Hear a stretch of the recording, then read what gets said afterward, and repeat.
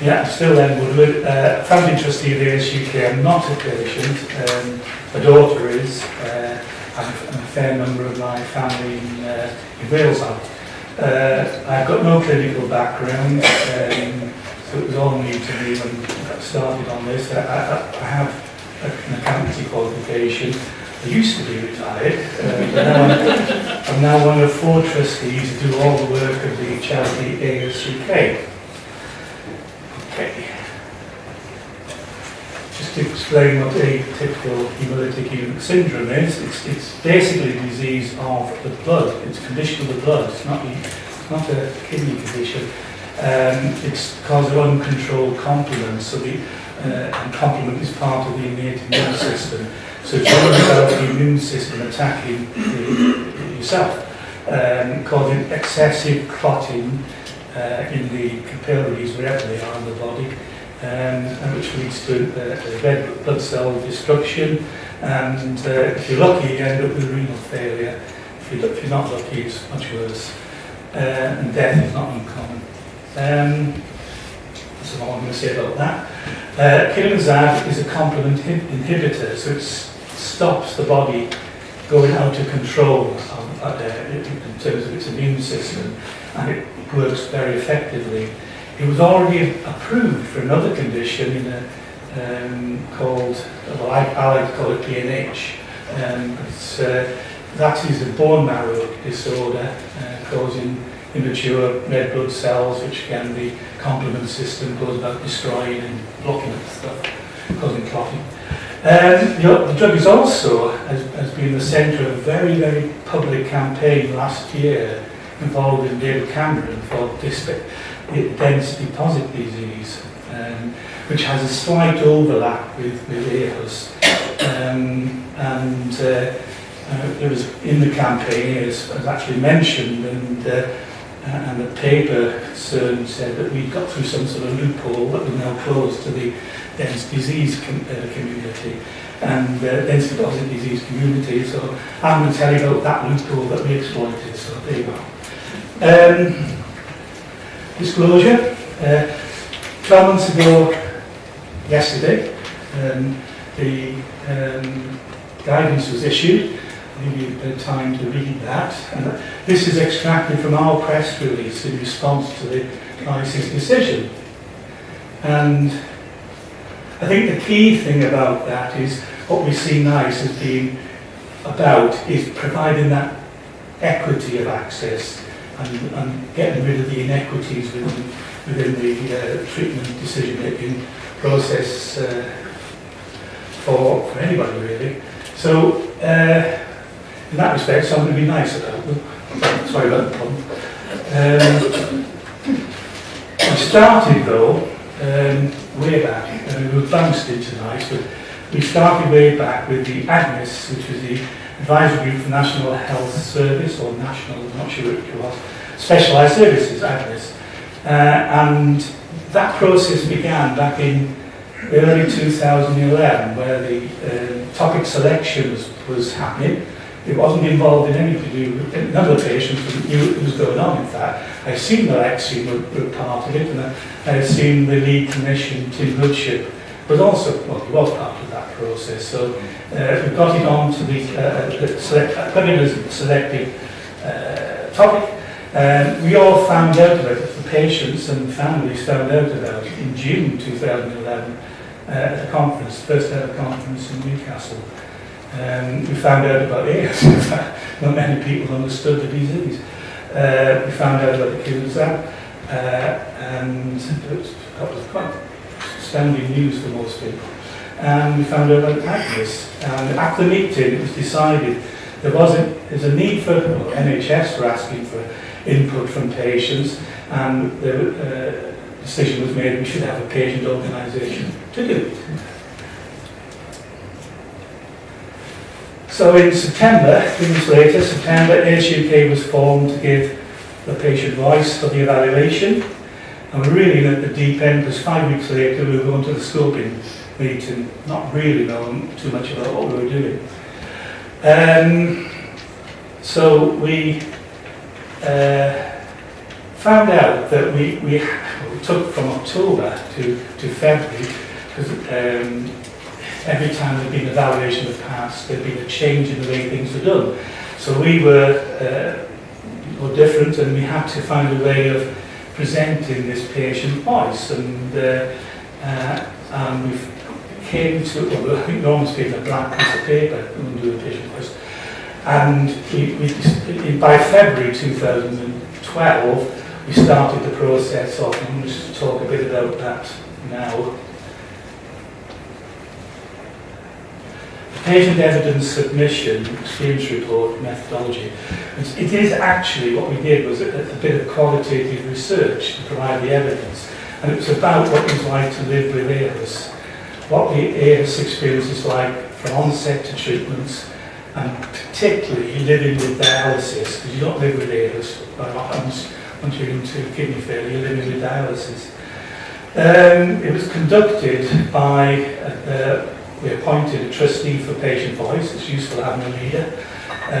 We also were able to have support paid for by the NHS from a consultancy called HUSUK-CONCLUDIng, if I remember correctly. And it was going to involve all the patients we knew about at the time, the care, and their carers and family members. We had to devise the questions that people were going to answer in the interviews. The consultants did the interviews, and they recorded the interviews, everything that was said, and all that oral evidence was then transcribed and then eventually analysed. We did about 16 interviews, and there was a spread of age of patient, and also the treatments that were available at the time, and also we looked at the outcomes. And we did include, it was very rare at the time, but very few people were on Eculizumab, so it was very difficult to interview anybody. But we did find 3 cases. This table shows the spread, the spectrum of the patients that were interviewed. So it was concerning baby and to a very late onset with somebody in retirement even. So, and in between there's teenagers, young children, a lot of female adult patients. And then the grey column shows you who we interviewed. So obviously the children, we didn't interview them, we interviewed the mother, in one case the grandmother, for a child that was in remission, but during this process the child relapsed, so it was actually a patient as well. And went on to have Eculizumab. Some people still had, even though they were on dialysis, they still had to have plasma exchange because the AHUS was still continuing in them. Quite often, as I say, once you've had kidney failure, the AHUS process stops. And then in the young adults, you could see the effect on people not being able to work. One was working had to retire because of ill health. So basically, that was the spectrum. It was most of the patients we knew about. There was only 2, I think, we weren't interviewed, and they were men. They didn't want to participate. That was one of the weaknesses of the process. So those are the interviewees.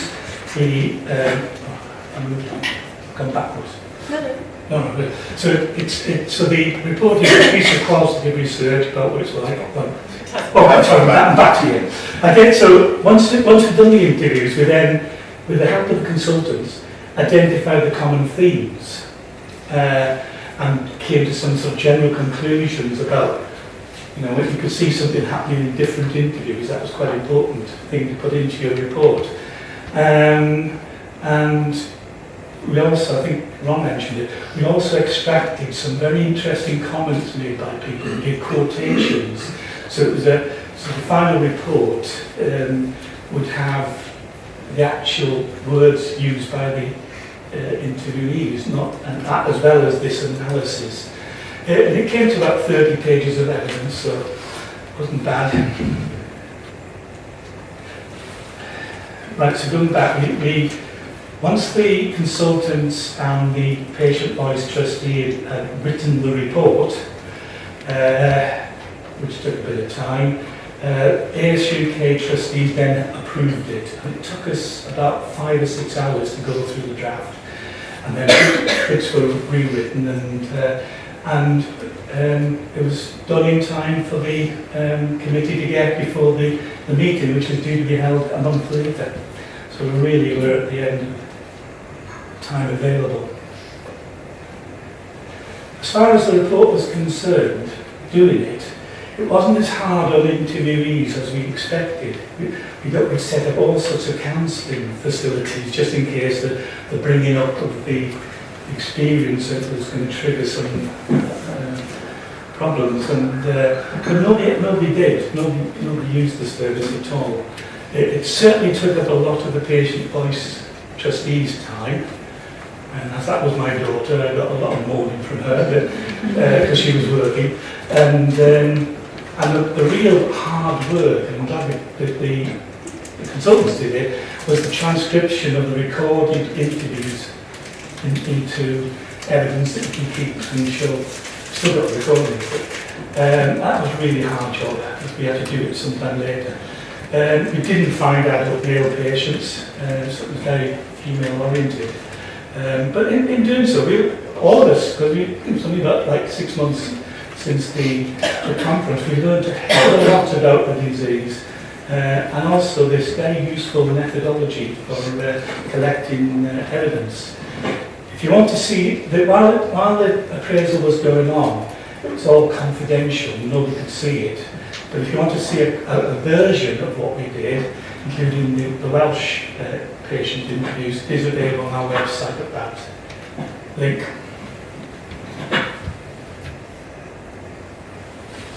So we went to the AGNSS meeting in June 2012.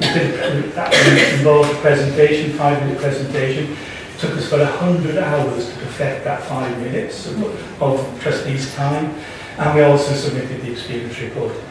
And then we waited for 7 months. Nothing. Nobody was going to tell us anything. What happened? And then we began to dawn on us that we were victims of the Health and Social Care Act being implemented at that time. And something bad was going to happen to us. And in January 2013, we heard that AGNSS had recommended Eculizumab for aHUS. They said the clinical and patient cases were made, but the minister wanted advice on affordability from NICE. We were not happy. We were not happy that they couldn't have done that sticking point, whatever it was, whatever affordability meant, why that couldn't be done in 7 months. So we realised then that we were the ones that were being bounced into NICE. And nothing we did to try and convince people that we shouldn't help. We wrote to all sorts of people, and we wanted to know what affordability meant.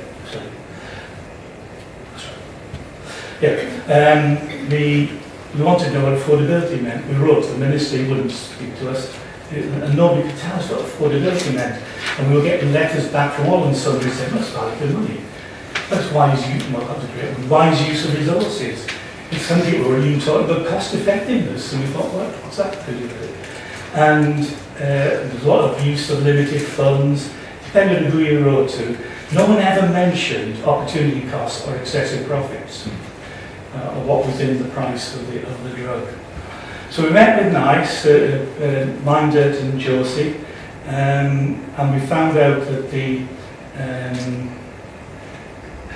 timeline now was we would get the position we were in June 2012 by December 2013. So 9 months hence we'll be back to where we were 9 months previous. We talked about patient numbers because nobody knew how many AIDS patients there were, and all sorts of figures were being produced about how much it was going to cost, and we didn't know where the figures came from. We also said you should employ a financial professional if you're going to look at budgets and estimates for costs, because if that's the sticking point, you need a professional to help you with that decision. And it was back to IFR, the individual funding request again. We were back to the postcode lottery until 1st of April, when the new Act came in, and the Clinical Priorities Advisory Group put all new onsets of AS in school, which is good. Didn't have to go through the IFR process. But the dialysis patients weren't in school, and that's what AGNSS had recommended, that they should be in school. So, we had to go through the Clinical Priorities Advisory Group again to get the dialysis patients in school, and effectively at that point, everybody that we knew of could get access to Eculizumab. So a bit more relaxed about what we were doing. We weren't happy, but we were a bit more relaxed about it. So in July 2014, scoping begins. We went to the meeting. It's an important meeting. We didn't know too much about it, but it was a very big meeting. I couldn't believe how many people came to it. But in fairness, somebody mentioned earlier on, we raised a lot of issues that were discussed that day. We did help with the agenda, and looking back, I think we did well. So in September, we had to submit our evidence, so we used our experience report, now enhanced by the Welsh patients. We did make some amendments to the NICE form. We couldn't fit it into the form. There were some problems with the computer or whatever, with software. Anyway, we did alter that. That was the AHUSUK amendment. And we chose our patient experts. Then we received in November the evidence before the meeting, the evidence had been supplied. It was 700 pages. It was quite a lot to go through. We didn't have to learn a lot about what was involved in reading that 700. We're very much now experts on evidence for an evaluation. And then in December we had our first HST committee meeting, which we didn't do a presentation. But it was obvious that the written presentation that we'd submitted had been accepted. In his introduction, we talked about the ethicist from Oxford who we didn't do the presentation, but he did a presentation on our behalf. And in his preamble leading up to the actual presentation, he says that we've made a compelling case for a call on NHS resources for an unmet need. After that, we thought we shouldn't say anything to spoil that because we didn't make the case. And that was good. Then in March, the evaluation, it's not consultation document, probably committee document, came out. It should have been out a week before, but that was Rare Disease Day when it should have been issued. And it didn't come out on the due date, but because the recommendation was they were minded not to recommend. That didn't look good on the 28th of February. And the reason was there was insufficient explanation of price and the size of budget resource needed and its impact on the National Specialised Service. And to some extent, we were back to where we were a year ago. The sticking point hadn't been resolved. Now, whose fault that was? A bit of both, Alexian and the way in which the evidence had been gathered. So we weren't happy again because we were right back to where we were when we talked to NICE when we first met them. So we responded to it, but it wasn't now about the experience of the patients. We were now into the finances. Our main response was about the financial model, about how much it would really cost to have an AHUS service. And I think we had made a better stab at it than a lot had done, even though we weren't privy to the information. We didn't know the number of AS patients, and we didn't know the number of people who were receiving Eculizumab, because that's confidential. We're not allowed to know. But I think our guesses were pretty much closer to what it would be. But we did, having had a meeting with the patient involvement team, we did then try to get some discussion going about the price, We approached Alexion. They said they were willing to do something about it. NICE didn't do the negotiations, but it looked as though there was going to be some success there in the talks. And then we found out about the way in which this kind of thing is done. NICE don't do it, NHS England don't do it, then it's the Department of Health that does it. And they do it through this thing called the Prescription Price Regulatory Scheme.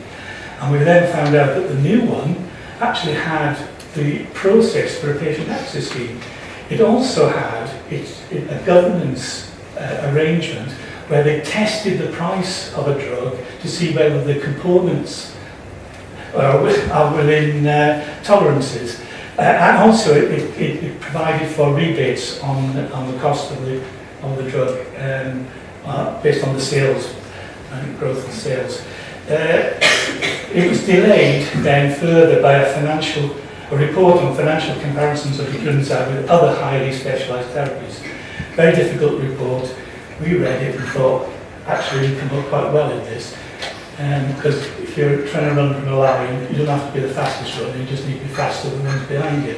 And that's what we were. We looked quite good. It wasn't used. Second HSE committee, at the end of it, we were really unhappy with Alexion, because they weren't answering the committee's questions. It was like Jeremy Paxman. I think the committee asked the same question in about 5 or 6 different ways. And at one point, the economist giving the evidence for Alexion almost spat out the word, that's accountancy. And there we were, that if you want the answer for this specific question, you need an accountant. I think Ron said that as well. So we were gobsmacked actually when the second document came out. It recommended Eculizumab, but with conditions, and we've gone through them this morning. There was an acknowledgement that our model was near the mark. It did include this doses, tapering and withdrawal concept as a condition, which we were happy with. And it did look then as though the cost per patient was more affordable, even though at that point you couldn't work out what that affordability was. The PPRS thing and the discount given by Alexion was ignored, even though the price being reviewed wasn't the price that effectively that was being charged. So things started to happen very quickly then. The third HSE committee meeting was in October, and a final evaluation determination, a draft of it came out in November, and that led to the final guidance I mentioned earlier on, and the policy was introduced in England in April. Northern Ireland and Wales have accepted NICE recommendation, so we didn't have to do anything there, unlike Scotland. So my advice from the experience, it's certainly worth investing time in a qualitative research report about patient experience. That's very important. Use consultant services if offered. It's a lot of work to do, unless you've got resources, and we've done none. And you could in fact benefit from the independent advisor, because they see others and we can help it.